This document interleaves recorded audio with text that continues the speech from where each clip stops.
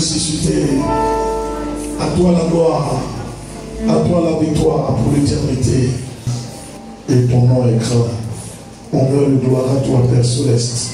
Au nom puissant de Christ Jésus, nous t'avons prié. Amen. La méthode de Dieu. Prends avec moi ta Bible dans le livre de Josué. Je veux ce matin parler de la méthode de Dieu avec les hommes. Quand je lis, je fouille ma Bible dans ces temps-ci, je découvre la façon dont Dieu a marché avec ceux qui nous ont précédés avant. Ceux qui ont marché avec Dieu avant nous. Et je veux partager cela avec toi. Parce que nous avons le même Dieu. Et notre Dieu ne change pas. Alléluia. Alors j'ai compris que si nous faisons comme cela, nous allons avoir du résultat. Dimanche passé, j'ai parlé du plan de Dieu pour toi. La vision. Disant que Dieu te voit un héros. Ne te voit pas vaincu. L'histoire de Gédéon. Et dimanche passé, je t'ai parlé de ce que Dieu veut. Ce que Dieu attend de toi. Ta sanctification. Alléluia. Aujourd'hui, je te parle de sa méthode. La façon dont Dieu lui-même il fonctionne. Amen. Sinon, un pas, un point dans le fonctionnement de Dieu. Parce qu'on ne peut pas tout maîtriser en état humain. Mais j'ai vu ce point-là. Il est important que nous partageons cela. Écoute-moi attentivement ce matin. Il s'agit de quoi? De la parole. La parole. Allons-y dans le livre de Josué. Josué, chapitre 10, 12 à 15. On se tient tous debout. Josué chapitre 10 à partir du verset 12. La Bible dit ceci. Alors Josué parla à l'Éternel. Le jour où l'Éternel livra les Amoréens aux enfants d'Israël. Le jour où l'Éternel livra les Amoréens aux enfants d'Israël. Et il dit en présence d'Israël. L'Éternel, Josué dit en présence d'Israël. Soleil, arrête-toi sur Gabaon. Soleil, arrête-toi sur Gabaon. Et toi, lune, sur la vallée d'Ajalon. Et toi, arrête-toi sur la vallée d'Ajalon. Et le soleil s'arrêta, et la lune suspendue sa course, jusqu'à ce que la nation eût tiré vengeance de ses ennemis. Jusqu'à ce que la nation eût tiré vengeance de ses ennemis. Cela n'est-il pas écrit dans le livre du juste? Le soleil s'arrêta au milieu du ciel. Le soleil s'arrêta au milieu du ciel. Et ne sera à point de se coucher. Presque tout un jour. Il n'y avait point eu de jour comme ce jour-là. Ni avant ni après. Où l'Éternel a écouté la voix d'un homme. Car l'Éternel combattait pour Israël. Et Josué et tout Israël avec lui retourna au camp à Gilgal. Amen. Alléluia. Amen. Il dit au verset 14, il n'y a plus de jour comme celui-là.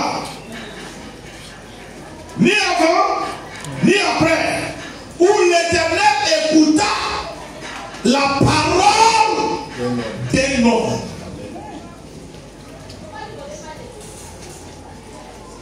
C'est ma découverte.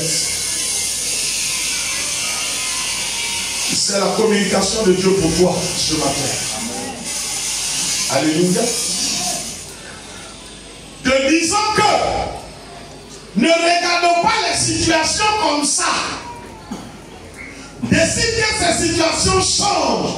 Et pour que ça change, parle avec conviction. Parle. Ne te tais pas. Ne te tais pas.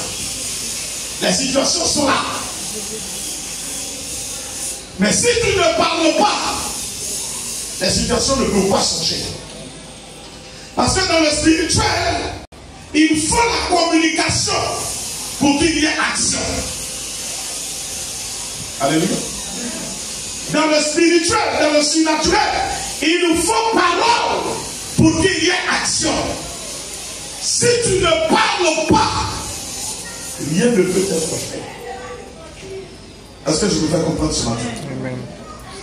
Je découvre cela de la part du Seigneur et je viens partager avec toi pour que nous puissions vivre cette expérience glorieuse.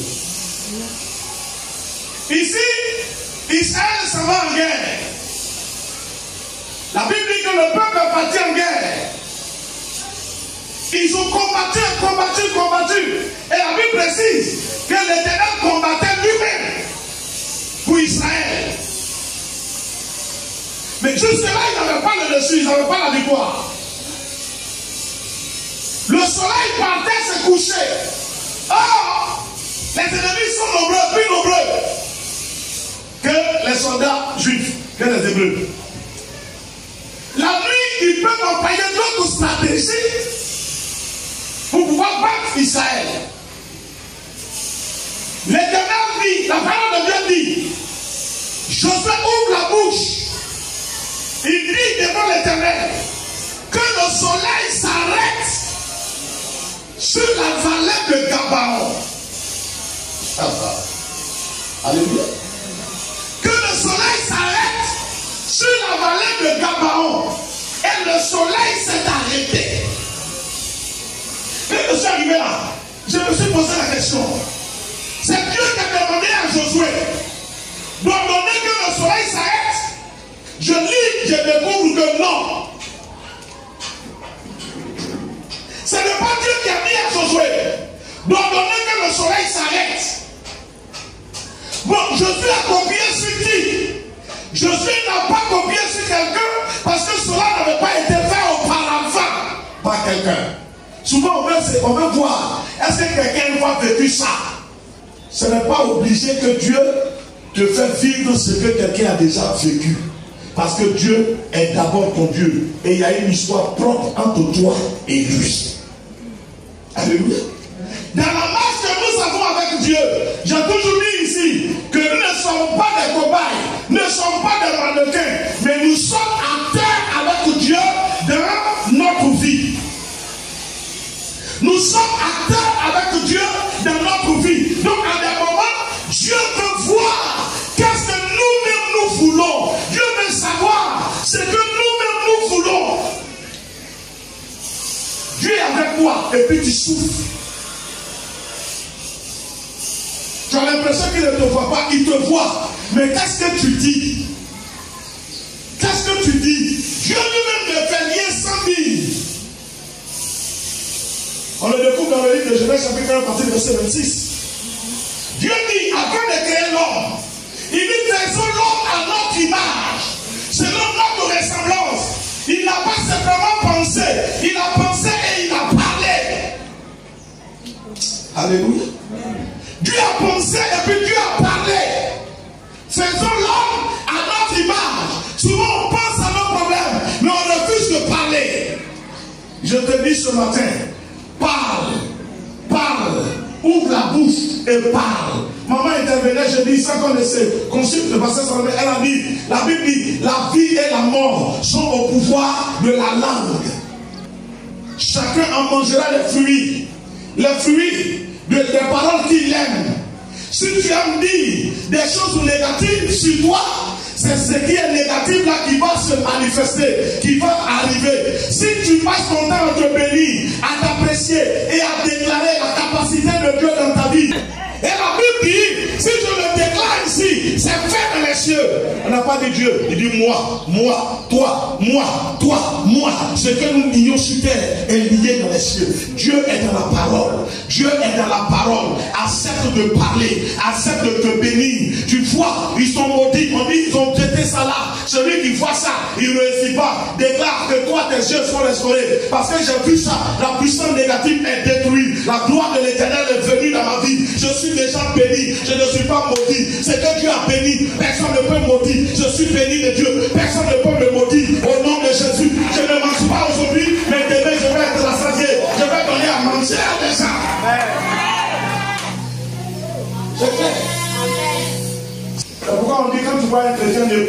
son présent pour faire sa vie. Parce que tu peux le voir aujourd'hui en ailleurs, malheureux, démuni, mais demain, il va te donner. Alléluia. Accepte de vivre le contraire de ce que tu vis. Proclame le contraire. Dieu ne fait rien sans parler. Genèse chapitre 1, verset 3. Regarde ce que Dieu dit. Ce que Dieu fait. Regarde ce que Dieu fait. Genèse chapitre 1, verset 3 à 5. La Bible, dans Genèse 1, verset 3 à 5. Oui. Dieu dit, que la lumière soit et la lumière fut. Que la lumière soit et la lumière fut. Quel est le mécanisme que Dieu a utilisé pour fabriquer la lumière? C'est quoi Dieu a utilisé pour fabriquer la lumière? Il dit, Dieu dit que la lumière soit. Et la lumière fut. Et la lumière fut. Ça veut dire que Dieu a parlé, la lumière est venue. L'Éternel conduit Ézéchiel dans la vallée et puis il demande à Ézéchiel, qu'est-ce que tu vois? Il dit, je vois des ossements desséchés. Il dit à Ézéchiel, parle. Est-ce que Dieu ne pouvait pas l'amener? Ces gens dans la vie, c'est qu'Ézéchiel ne parle. Mais c'est la vie de qui? D'Ézéchiel et ces gens. Qui va les diriger? Ézéchiel. Il dit à Ézéchiel, parle. Alléluia. Il dit à Ézéchiel, parle. Quand je lis ce texte, je vois l'espoir que Josué, d'abord Josué et l'Éternel ont réalisé. Je vois l'espoir que Josué et l'Éternel ont réalisé. Et pendant que je te parle, vous se levez à moi, regarde ta vie, et puis commence à voir qu'est-ce que tu peux dire sur toi-même. Avec conviction, assurance, qu'est-ce que tu peux dire sur toi? Parce que quand tu fais au nom, tout se fait d'abord par la parole. La parole d'un homme permet à celui qui est en face de lui de connaître son état de cœur. Qu'est-ce qu'il veut? Alléluia. Dieu ne peut pas t'imposer une vie que tu ne veux pas. Dieu ne va pas t'imposer une vie que tu ne veux pas. Alléluia. Accepte d'appeler ton miracle. C'est de ça qu'il s'agit. Accepte d'appeler ce que tu attends de Dieu. Appelle cela à l'existence. La Bible dit, l'Éternel appelle à l'existence ce qui n'existe pas. Tu comprends? Il appelle à l'existence ce qui n'existe pas. Toi aussi, comme Dieu, parce qu'il t'a créé à son image, selon sa ressemblance, appelle de ta vie ce qui n'est pas encore. Est-ce que tu m'entends? Est-ce que tu m'entends? Appelle de ta vie le miracle que tu attends de Dieu. Appelle cela dans ta vie. Appelle cela dans ta vie. Et ça ne dépend pas de lui. Il y a 4 dimanches en arrière. Je dis ça ne dépend pas des autres. Ça dépend de toi. Si tu veux, tu peux. Si tu veux, tu peux. Somme des Écritures. Imite Dieu. Avant de faire quelque chose, il fait quoi? Il parle. Il dit 2 personnes ne peuvent pas marcher ensemble sans être convenues. Le fait de parler, tu exprimes ton désir à Dieu. Oh, le ciel entend, la terre entend, le vent entend. Il dit, si écoutez à l'oreille, c'est les éléments qui entendent. Quand je dis, je suis une réussite de la part de l'Éternel, la terre ne peut pas s'opposer à ça. Amen. Alléluia.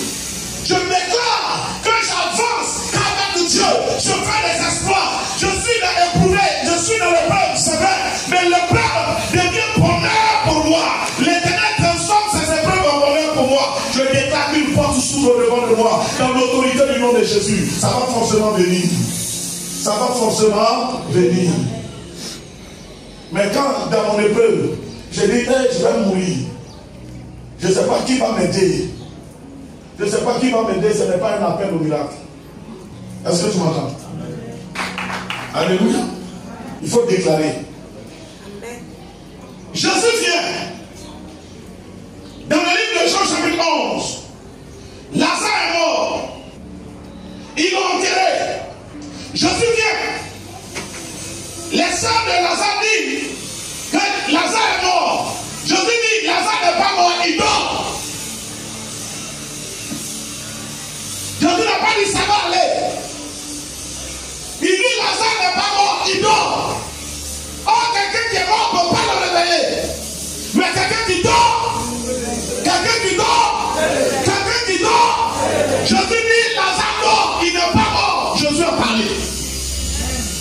Alléluia.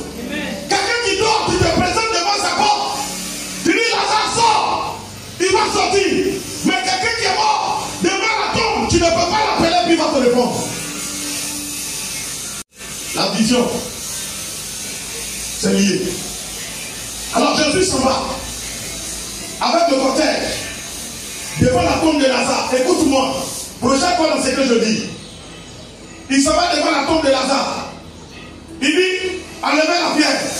Ses sœurs qui sont dans la pensée, dans la vision de mort, elle dit, il sent déjà.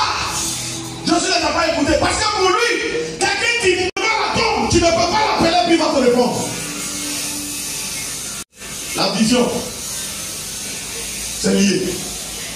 Alors Jésus s'en va avec le cortège devant la tombe de Lazare. Écoute-moi, prochaine fois dans ce que je dis, il s'en va devant la tombe de Lazare.